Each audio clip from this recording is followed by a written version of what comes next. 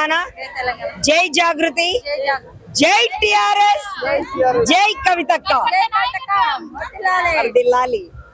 గత 2 దశాబ్దాలుగా తెలంగాణ జాగృతి అనేటువంటి ఒక సంస్థ స్థాపించి దాంట్లో ఒక 10 విభాగాలు పెట్టి మెయిన్ విభాగంగా మహిళ, యువత, విద్యార్థి, ఆరోగ్యం, వైద్యం అనేటువంటి, రైతు అనేటువంటి ఎన్నో 10+1 విభాగాలని పెట్టి ఆ విభాగాల్లో ఉండే వాళ్ళని ప్రజాక్షేత్రంలో ఉండేటువంటి సమస్యలు ఏ విధంగా ఉన్నాయి అని చూస్తూ ఉమ్మడి ఆంధ్రప్రదేశ్ ఉన్నప్పుడే ఒక అంబేద్కర్ స్టాచ్యూ విగ్రహం అసెంబ్లీలో పెట్టాలి అనేటువంటి దీక్ష తీసుకొని, నిరాహార దీక్ష తీసుకొని గెలిచి, దాంట్లో నిరాహార దీక్ష గెలిచి అప్పుడు ఉన్నటువంటి కాంగ్రెస్ ప్రభుత్వం మెడలు వంచి అసెంబ్లీలో మన రాజ్యాంగకర్త అయినటువంటి బిఆర్ అంబేద్కర్ గారి విగ్రహం పెట్టే దిశగా తన పోరాట స్ఫూర్తిని చూపి నిలబెట్టుకున్నటువంటి కవిత గారు ఈ రోజు 2 దశాబ్దాలు తెలంగాణ జాగృతి సంస్థతో పాటు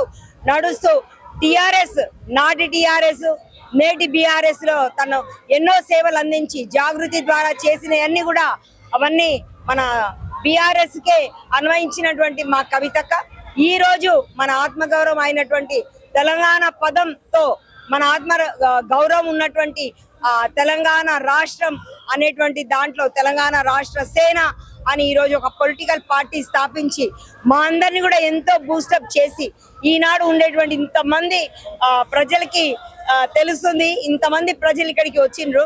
సో కంపల్సరీగా ఒక మహిళ చరిత్ర సృష్టించబోతుంది.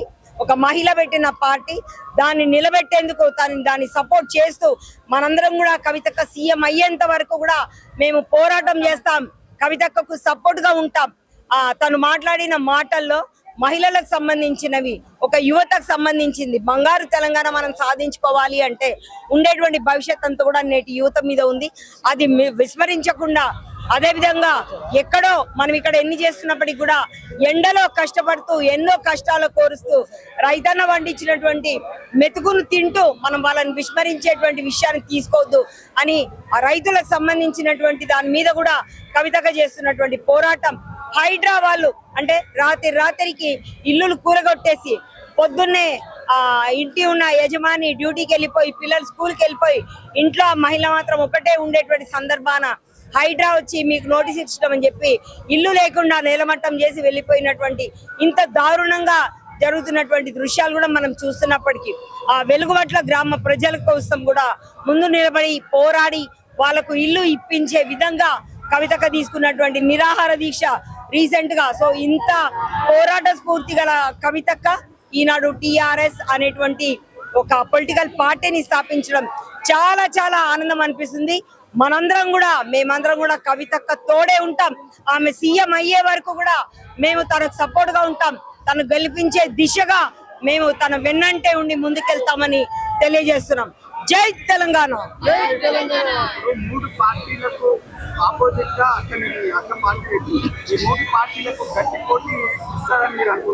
100% అనుకుంటున్నాము.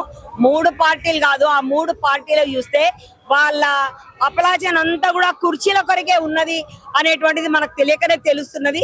ఇప్పుడు గతంలో 2 సార్లు గెలిచి రాష్ట్రాన్ని చేజిక్కించుకున్న, రాష్ట్ర రాజకీయాన్ని చేజిక్కించుకున్న బిఆర్ఎస్ కూడా ప్రజల బాధలు పట్టించుకోకుండా ఉన్నటువంటి మనం చూస్తున్నాం. గట్టి ప్రధాన ప్రతిపక్ష పార్టీ అని ఉన్నప్పటికీ ప్రజా పోరాటం ఎక్కడ చేస్తుంది, వారి వాణి ఎక్కడ వినబడుతుంది? వాళ్ళు చీరల కోసం కొట్లాడుకునేటువంటి కొట్లాటలే కనిపిస్తున్నాయి. కాంగ్రెస్ వచ్చింది, మార్పు మార్పు అని చెప్తూ చాలా మార్పు తీసుకొచ్చింది. ప్రజలందరం ఏమనుకున్నాము, మార్పు అంటే మన జీవితాల్లో వెలుగు నింపుతా అనుకున్నాం. కానీ ఆ క్యాండిల్ ఊపేసినట్టు వెలుగుని ఆర్పేస్తారని అనుకోలే. ఈ విధంగా జరుగుతున్నటువంటి సమయంలో ఖచ్చితంగా ఒక గట్టి పార్టీగా ఉండబోతుంది టిఆర్ఎస్, ఒక గట్టి ప్రతిపక్షంగా నిలబడబోతుంది. ఇప్పుడు జరగబోయే ఎలక్షన్ లో ఒక 2.5 ఏళ్లలో ఉన్నాయి. కంపల్సరీగా టిఆర్ఎస్ నుండి, ఇప్పుడు నవ పార్టీ మాది, టిఆర్ఎస్ నుండి ఖచ్చితంగా మేము గెలుస్తాం. మా కవితక్కని సీఎం చేస్తాం. మాకుండేటువంటి కష్టాల వాణిని అక్కడ వినిపిస్తాం. ఒకే ఒక్క సంతకం తోటి తెలంగాణ చరిత్రను మార్చేటువంటి స్థానంలో తనను కూర్చోబెడతామని మేము చాలా గర్వంగా చెప్తున్నాం.